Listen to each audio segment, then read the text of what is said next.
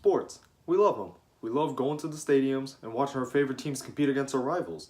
We respect all the athletes that are playing, but not everybody does. There has been blatant racism that's been going on in sports today, from fans calling out players with using racial slurs, or people even throwing bananas at black athletes while they're playing. Racism in sports just isn't new. There have been many great athletes over the years, over the decades, that have been getting far worse treatment than we're seeing today. One big example is Jackie Robinson. When he joined the Brooklyn Dodgers, he was getting threats, racial slurs, you name it. Even though he continued to be great while he played, there was still that level of threat that could have come to him from people threatening to kill him, his family, and his friends. But he still prevailed nonetheless. Here's a clip from Russell Westbrook, who was a point guard for the Oklahoma City Thunder, had to say after losing to the Utah Jazz in Game 6 of last year in the NBA playoffs.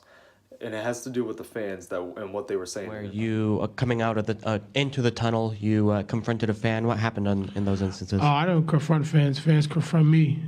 Here in Utah, man, a lot of disrespectful, vulgar things are said to the players here with these fans, man. It's truly disrespectful. Talk about your families, your kids, and it's just a disrespect to the game.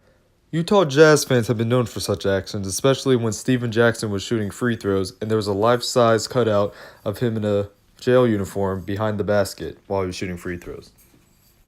Even though there have been actions put in place to try to avoid and take care of problems like these in the future, it brings up the question, why is this still happening in today's society?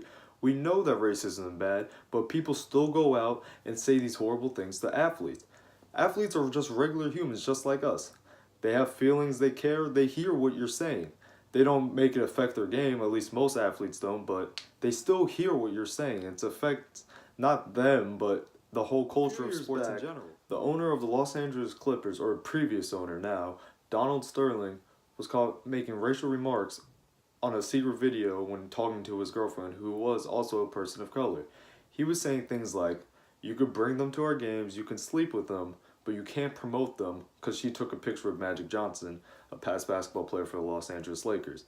He said that you can't promote them, meaning people of color, even though he was an owner of an NBA team who was majority of people of color, of African Americans.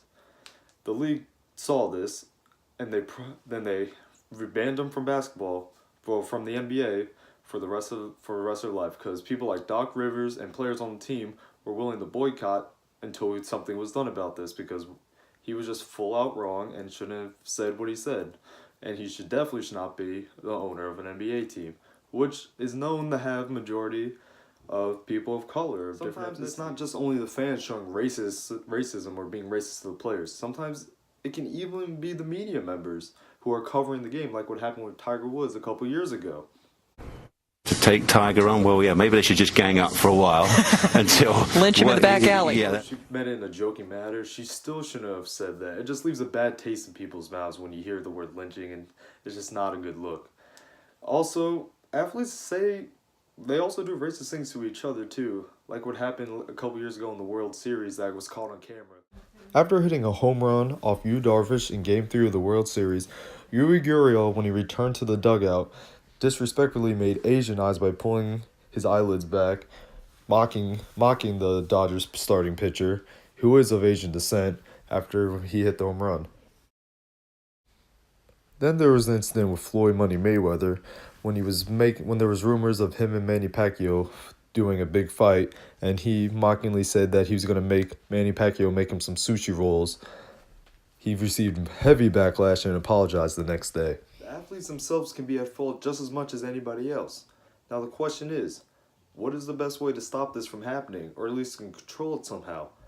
The answer is, I don't know. There's no real answer to how to control what people think or say. The only real thing to do is to control it as much as possible by making strict guidelines that there's no tolerance for any type of racism, any type of yelling at athletes, or athletes yelling at athletes using derogatory terms. It's just the best way we can do at the moment, because we don't want to be we don't want to have to show, we don't want kids and the generation that's coming up at the moment to be open to this, maybe to think that it's okay to be saying these things to athletes just because of the color of their skin, or they just don't look like you. It doesn't matter if you're white, black, Mexican. You can't say or do anything derogatory to other athletes just because they just don't look like you, or because you want to put them down because of how they look like. It's just not okay. Back in high school, I played on the Pennsbury boys volleyball team. And I remember it was last year, and we were playing against our rival, Council Rock North. We were away, so we were in North Territory.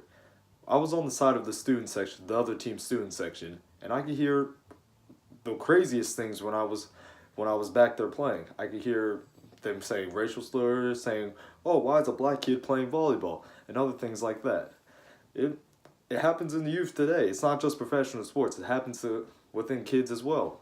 So there has to be a way to put an end to this, because sports should be about like enjoying the competition, playing, fighting, and winning fair and square. It shouldn't have to be brought down because of some people in the background are just like, "Oh, he's of color, he shouldn't be playing this sport," or "Oh, what is he doing? Because he should be playing basketball, football, etc." That's why there has to be a way we could put an end to this, so we can all just have fun and play sports as they should be. Will sports be racism free in the future? I hope so, but it probably won't be gone 100%. But the only thing we could do is hope for a better future and trust the process. Thanks for watching.